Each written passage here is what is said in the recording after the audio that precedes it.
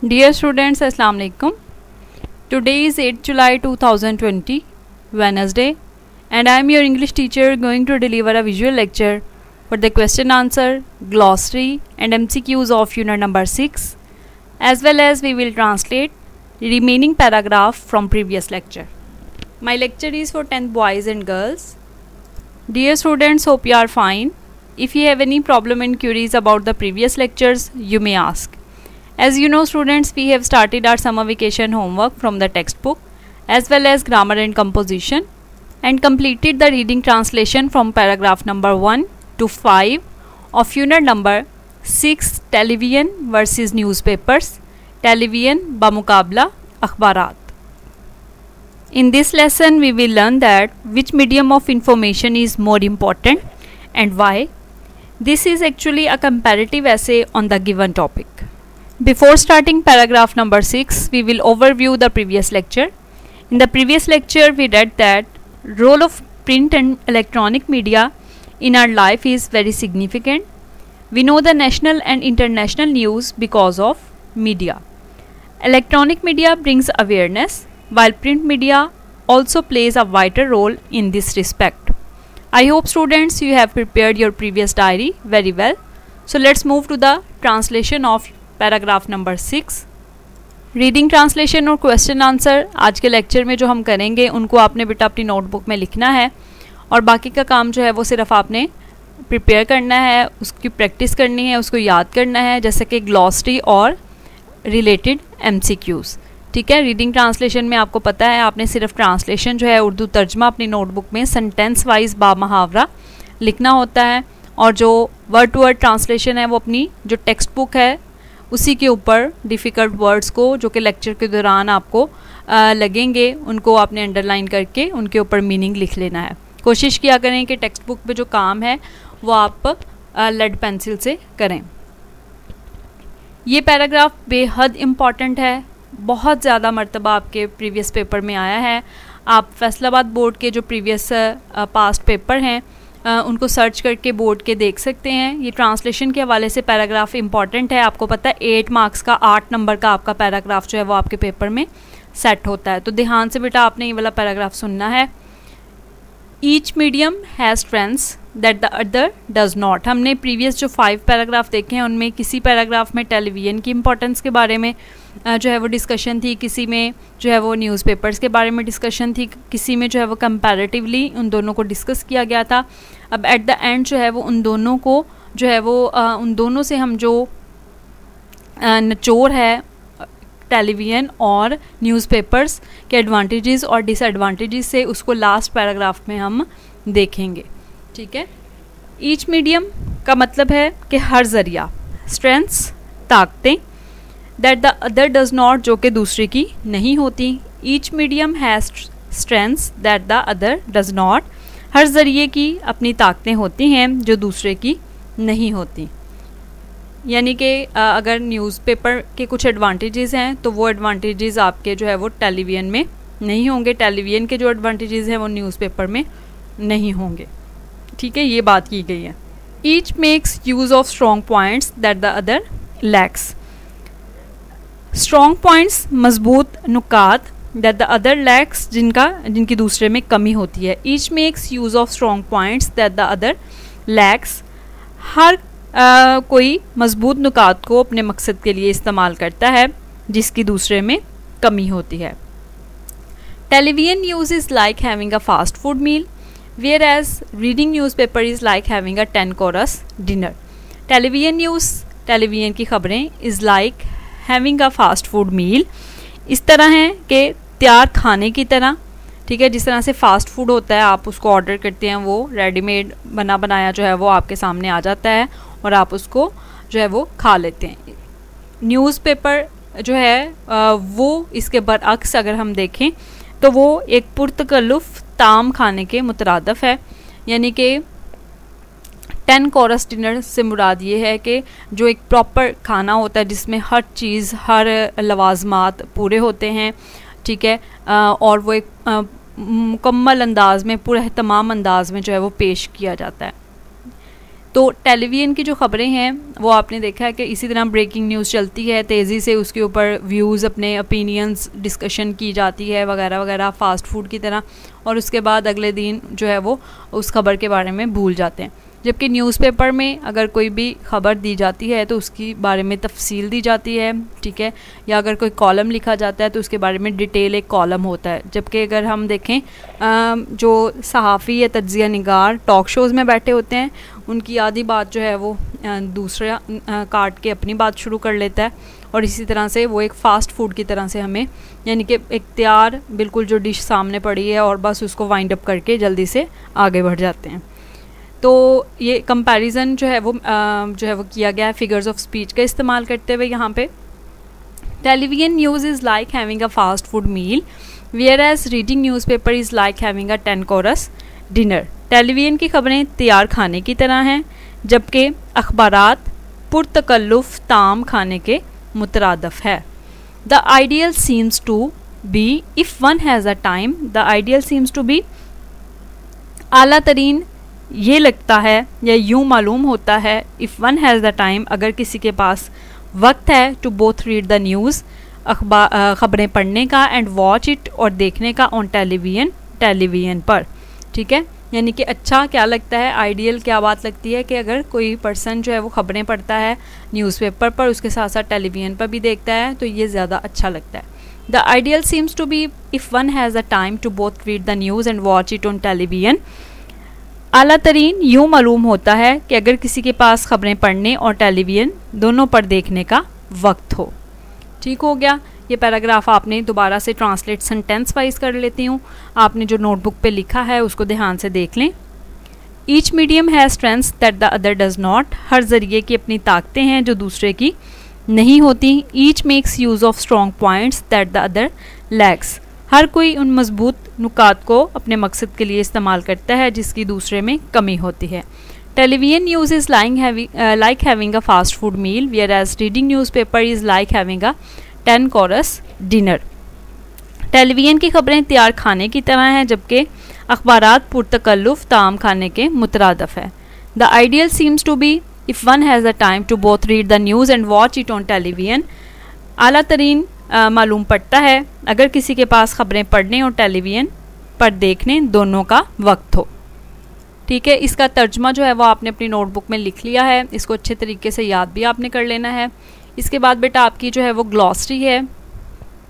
Glossary आपको पता है आपने किस तरीके से तैयार करनी होती है। जो गिवन वर्ड्स हैं पहले उनके स्पेलिंग याद करने अच्छे तरीके से, फिर उनके सामने जो दिए गए इंग्लिश वर्ड्स हैं उनको आपने प्रिपेयर कर लेना है।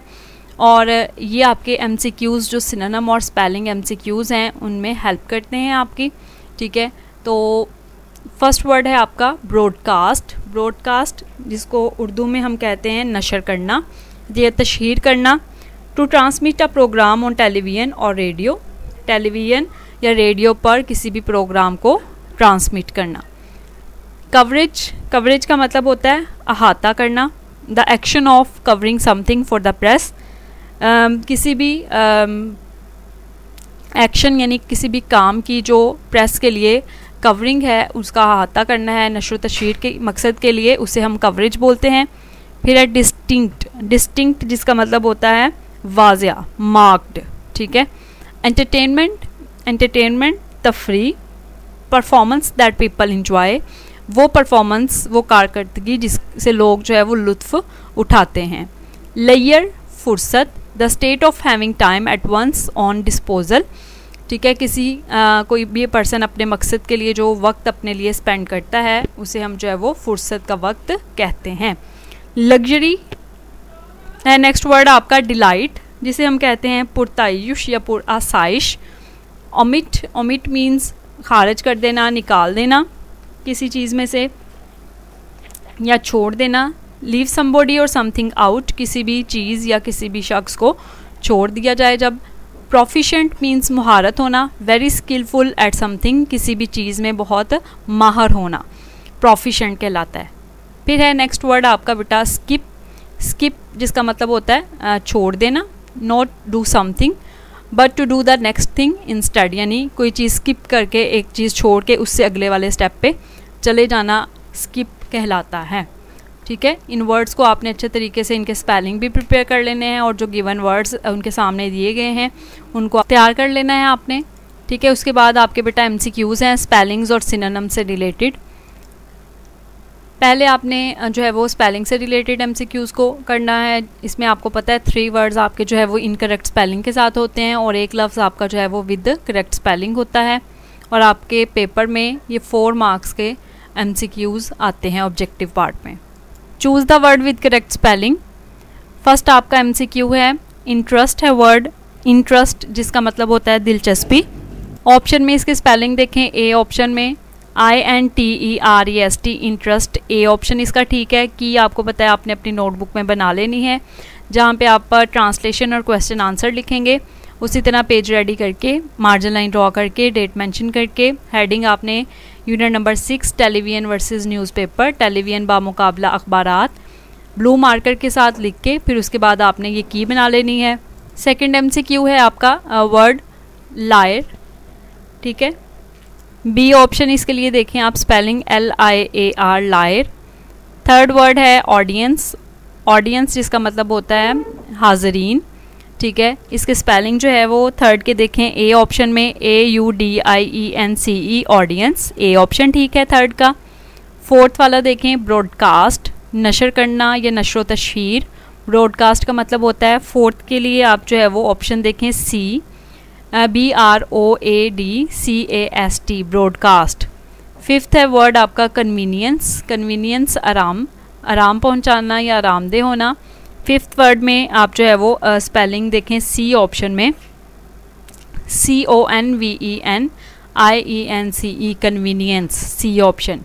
फिर है आपका वर्ड लेयर फुर्सत जिसका मतलब होता है सिक्स का जो है वो C ऑप्शन देखें आप LEISURE layer, word C option ठीक है। सेवंथ है आपका वर्ड बेटा टेलीविजन, टेलीविजन ही जिसका मतलब होता है टीवी भी जिसे हम कहते हैं, ए ऑप्शन इसमें ठीक है TELEVISION टेलीविजन।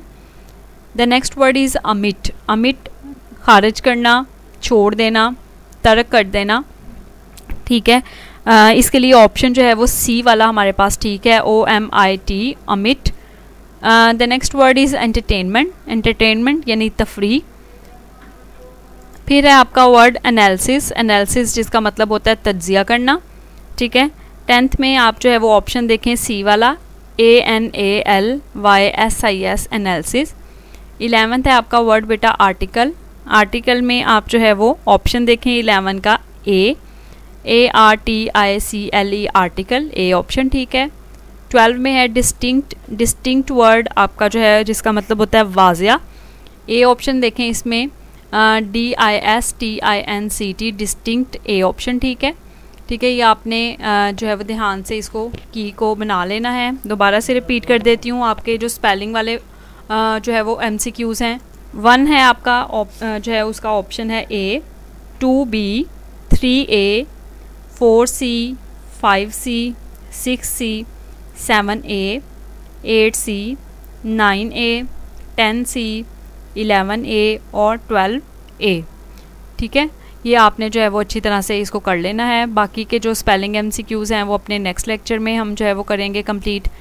इसके साथ साथ आपके जो है वो जो है सिनोनिम वाले MCQs थे, यानी वर्ड्स अंडरलाइन किए होते हैं किसी भी स्टेटमेंट में, आपने उनका जो सिनोनिम बताना होता है, उसके लिए जो इंग्लिश वर्ड है मुतरादफ उसको बताना होता है, या सम टाइम जो है वो आपसे एंटोनिम यानी उलट भी पूछा जा सकता है। ज़रूरी नहीं है कि ये किसी स्टेटमेंट में ही वर्ड अंडरलाइन किया हुआ हो, बल्कि सम टाइम ये अकेला एक सिंगल वर्ड भी आ जाता है। लाइक 5th वाला अगर आप देखें द वर्ड लग्जरी मीन्स, इस तरह से इसका मतलब पूछा हो सकता है। तो इसके लिए ज़रूरी है कि आप जो है वो पहले स्टेटमेंट को गौर से देखें, क्योंकि आपको मैंने पहले भी ये बात बताई थी कि स्टूडेंट्स यही मिस्टेक करते हैं कि देखते नहीं हैं सिनोनिम है या एंटोनिम पूछा गया है। तो आपने पहले स्टेटमेंट को गौर से पढ़ना होता है। फर्स्ट आपका जो MCQ है देखें, choose the correct meanings of the underlined words. इसी तरह से स्टेटमेंट आपके एनुअल पेपर में भी आती है जिसके 5 मार्क्स होते हैं। The synonym of convenient is, या ये क्वेश्चन इस तरह से भी आ सकता है कि we find it more the word convenient means. या जो है वो आपसे कहा गया कि ये इस तरह से भी आ सकता है, क्योंकि ये तीनों तरीक़ों से जो है वो आपके पेपर में, एनुअल पेपर में पूछा गया है। ठीक है, वर्ड जो है वो कन्वीनियंट का ही इन तीनों में सेंटेंसेस में इसको थोड़ा सा स्टेटमेंट को चेंज करके पूछा गया है कि कन्वीनियंट का मतलब जो है वो क्या होता है। ऑप्शन है गुड, ईजी, डिफ़िकल्ट या हार्ड हमारे पास। ठीक है, उसमें जो है वो बी ऑप्शन जो है वो आप देखें ईजी, जिसका मतलब है आसान। सेकेंड MCQ है the both of these medium cover the news effectively, there are distinct differences in the way they do it. इसमें वर्ड जो अंडरलाइन किया गया है वो है डिस्टिंक्ट, जिसका मतलब होता है वाजिया। तो ऑप्शन देखें सी क्लियर है, बाकी के परप्लेक्सिंग, माइनर, क्लियर, गुड। तो इनमें से जो सही वाला ऑप्शन है सूटेबल, वो क्या है हमारा सी, क्लियर। फिर है उसके बाद third, their laziness caused their failure. Laziness को अंडरलाइन किया गया है, लेजीनेस जिसका मतलब होता है सुस्ती या काहली। ठीक है, तो थर्ड के लिए जो हमारे पास ऑप्शन है वो डी वाला ठीक है। इंडोलेंस इसका मतलब भी सुस्ती या काहली होता है। The synonym of merrily is merrily, जो है वो ओनली, सिर्फ महज के लिए हम ये वर्ड यूज़ करते हैं। फोर्थ का बी है ऑप्शन ओनली।